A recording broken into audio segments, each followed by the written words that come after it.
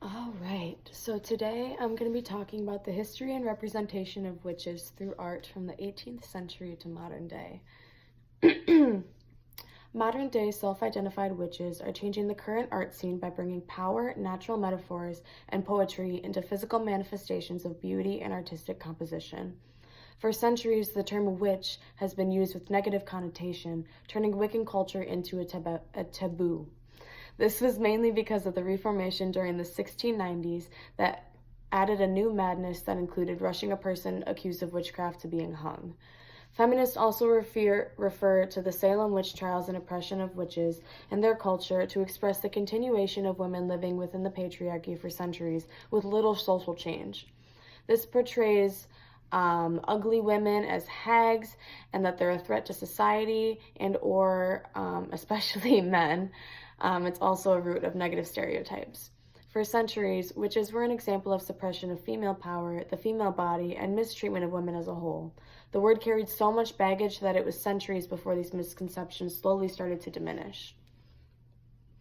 All right, so we're going to get into a few negative portrayals of witches in art over time, starting in the 1690s. Oh, I'm sorry. No, this one's from 1867 called Witch Hill by Thomas Satterville Noble. So when referring to the oppression of witches, I think it's most important that we talk about the Salem witch trials first.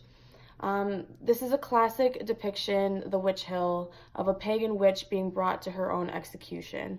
The look on her face tells me everything I need to know about this picture. She's distraught, shocked, and about to lose her life because of the socioeconomic religious standards of the time period. My cat is about to knock over my phone. Go on. Go on. My animals are going to be the death of me. Okay. So the Puritan men in this are portrayed by their classic attire, including hats and traditional collars, while a young-looking man, probably a slave or someone who didn't have a lot of money or a peasant, is guiding the accused with ropes bounding her hands. The light in the sky, accompanied by the poor girl's face, is haunting, and the paleness in the clouds definitely bring out the shock and lack of emotion in her face. And for these reasons, it's a perfect representation of the oppression pagans had to endure, especially during the witch trials where they were being tortured and basically killed for existing. Moving on, I wanted to talk a little bit about an illustration from Shakespeare's Macbeth. So this one's a great example of how witches are portrayed as ugly hags. This was super influential to stereotypes about witches because Shakespeare was significantly relevant in societal standards and ultimately helped cultivate popular culture with his content. This illustration perfectly captures how the weird sisters were meant to be portrayed. Witches have been stereotyped as old, creepy ladies with warts on their faces and crooked noses. I just think of Hansel and Gretel where she's like stirring the pot of stew with her old nose. I feel like her mole is just going to fall off. But it's interesting to see an illustration from a Shakespeare play and how it, without a doubt, played into the misconception of what it means to be a witch. Shakespeare was quite literally the center of common societal influence during that time. I mean, come on. He made up words and people adopted them into their culture and wrote them into their dictionaries. Same thing goes with his depiction of old ugly witches in Macbeth. So this next one is particularly of interest to me. So this one is by Francisco Goya, called The Sabbath of Witches, from 1797 to 1798, from Madrid. So this piece of art is very interesting. It contains skeletons, live babies being given to a beast, and a goat creature taking a baby as what looks like a tribute or a sacrifice or something from the group of women who are kind of giving them up. There are dead bodies in the background as well, and my initial reaction questions if they're bodies that the people in the portrait gave as a sacrifice, or if they were killed by a powerful group of people, leaving the current group desperate and willing to do anything to survive. It's kind of important to look at not only what they're doing in the portrait, but why. They could be showing that these women are sacrificing babies for malicious intent. Maybe this is trying to show that witches are evil and that they sacrifice babies to goat demons, but maybe it gives them eternal youth and power. They're selfish. It could be portraying that, you know. It could also show, however, that the socioeconomic circumstances were oppressing the group of women and that they were forced to use their witchcraft to sacrifice their own and summon and negotiate with a generous and powerful God to save their small, declining, diminishing, starving society. Or, maybe Goya was just trying to portray that witches are crazy and it doesn't matter why they're doing what they're doing, but they're sacrificing a baby. So either way, kind of take that with a grain of salt, take that for what it is. It all depends on how you interpret the photo. All right, so this next piece is called A Witch Trapped in a Bottle from 1850. This is from the University of Oxford. I thought this piece perfectly encompassed how society halted the growth of Wiccan culture, leaving in concrete the misjudgment and oppression perfectly preserved in a time capsule. So it's the perfect metaphor, right? The witch is trapped inside the societal bottle enclosure that took away her confidence, her powers, her self-sustaining abilities, and it kept her frozen over time and significantly oppressed. And that's kind of how it was for centuries, It took a very long time for women to gain rights, let alone witches. So the witch in the bottle represents how social rights, respect, goods and services, and power were withheld from not only witches, but women as a whole, which, yes, is over half the population. Still blows my mind. All right, so moving on to modern art and the ideals that are represented. So by reclaiming the once derogatory term witch, as well as expressing spiritual ideals and concepts through art, the word witch now brings a sense of identity, community, and power, as well as a religious identity. I also believe that the general acceptance of witches and witchcraft in modern day society is significantly more respected amongst the general American public than it used to be. A lot of human beings, especially women of lower class, have lost their lives because of the ignorance, fear, and misconceptions that Wiccan culture had to endure to get to where it is now. So another picture I have in here, which I'm going to submit this so you'll know what I'm talking about as I refer to it, because unfortunately I don't have like an iPad or something that I can show you the pictures as I'm talking about them. But this is a ritual performance. It was a live performance that was photographed in Chicago called A Ritual Performance for Housing Rights. So live art is definitely different now than it ever used to be. It simply was not possible during the late 17th century, as pagans were in hiding and they could be killed for practicing rituals. There's notable and respectable power in hosting a public ritual, even nowadays. It's not only a form of art, but also a political statement, which is why I love this photo and why I chose it specifically. In this photo, 3 women performed a public protest ritual for housing rights in Chicago. The fact that we live in a society nowadays that allows a group of people who would have once been killed for saying what they're saying now and practicing their beliefs in the streets shows the devotion and passion, especially in a public setting. It's absolutely beautiful and represents kind of a full circle mentality to witchcraft as a whole. This also contrasts from the Goya piece in general because their beliefs and ways of rituals are similar but very different. So they both portray witches gathering together. But the Goya piece with the goat depicted a more personified and dramatic ritualistic culture, especially demonizing it. I mean, the horns and the goat, isn't that pretty satanic? You know what I mean? It shows that although that there are similarities in pagan culture from centuries ago to now, ideals have been almost watered down and filtered over time. Perhaps this is a reason that it's more accepted being a witch nowadays. People don't have ridiculous conception of what witches do. They're not seen as taboo or satanic, not completely anyways, but definitely not as much as gathering around a horned goat with tributes of baby skeletons as a sacrifice to induct change. Sometimes it's simpler than that. Sometimes it's a metaphoric in nature, not as dramatic or dark, as creepy, or as satanic as people thought.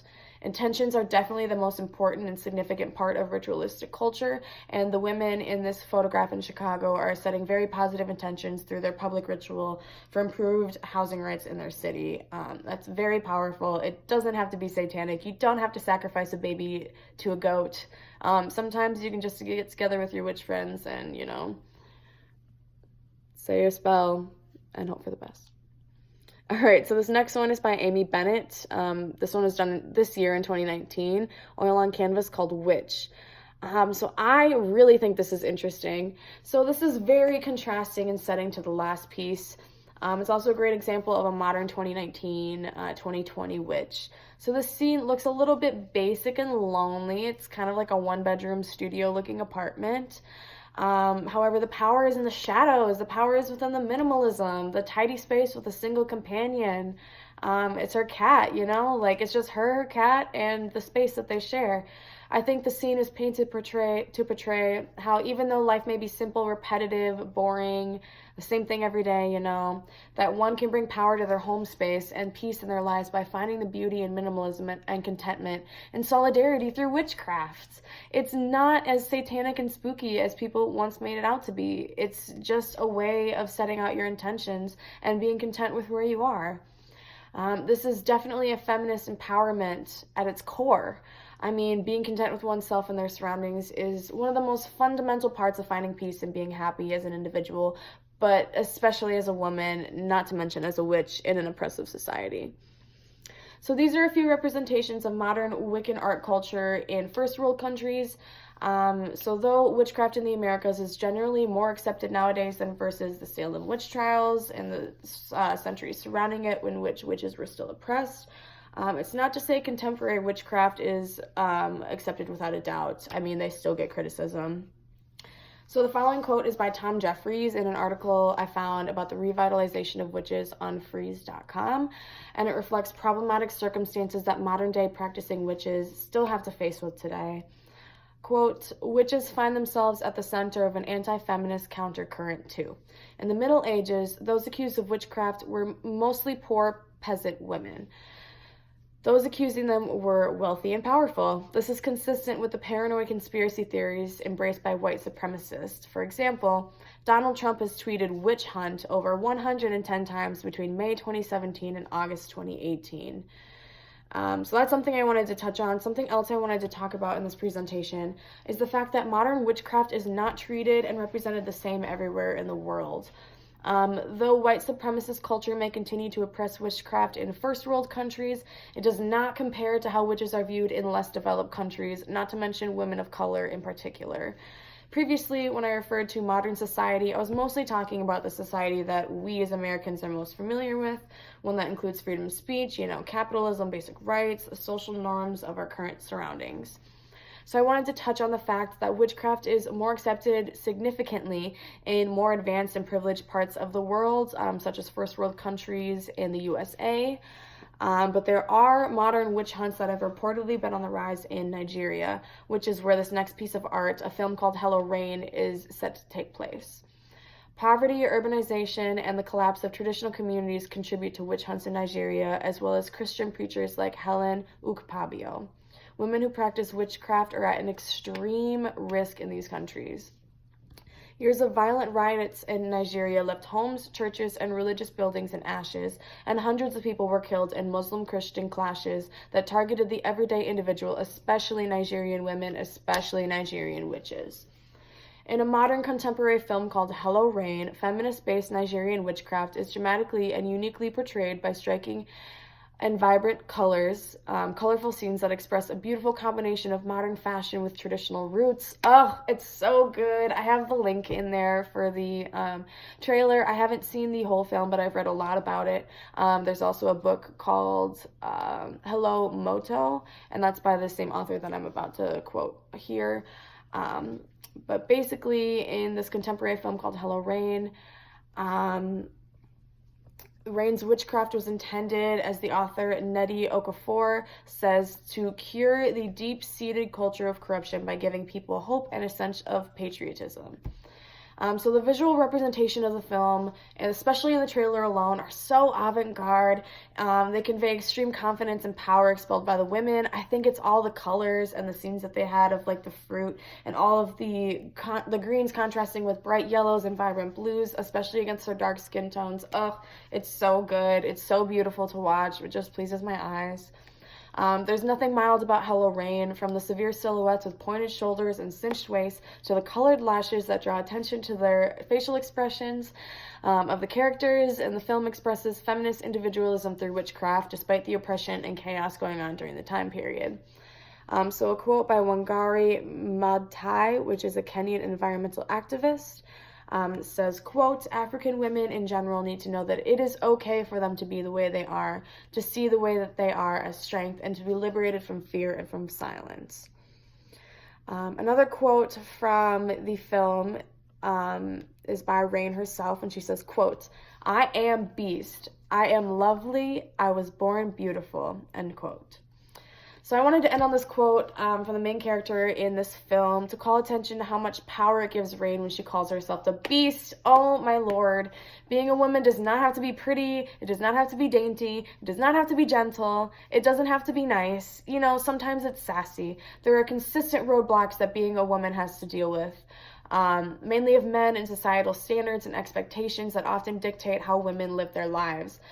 So being a strong Nigerian witch, I love how Rain represents how brutal and severe the true power of women, but especially women who practice witchcraft is. I just really thoroughly enjoyed that. After this, I'm going to go buy the film. I just want to watch it. It looks so pleasing in my eyes. I think it's a great representation. You know, you think about witchcraft and you think of a lot of dark, a lot of black, but they just have it so vibrant, so colorful, so powerful. And then the wigs that they were talking about. So basically, this film is based on the theory that Rain and her enchanted wigs caused all of these riots, and that all of these riots are rioting because of her and the power of her wigs. But the power of her wigs only works for people who have true intentions, and it's so awesome. Like, again, during the trailer, she had like lasers coming from her eyes, and it's so Kill Bill. It's so good. It's so classic. It's like a perfect combination of tacky and avant-garde and modernism with traditional roots. Oh, it's so good. I don't know. There's just something about a powerful woman who identifies as a witch that intrigues me so much. I guess it's because I'm a woman in my early 20s who's finally coming of age and like realizing the degree of power that I have within myself and that women have within themselves, especially as a culture. But yeah, I think that's everything that I wanted to talk about. Sorry this video is so long. I think that's it. My bibliography is coming later this week. Okay, bye. Have a good night.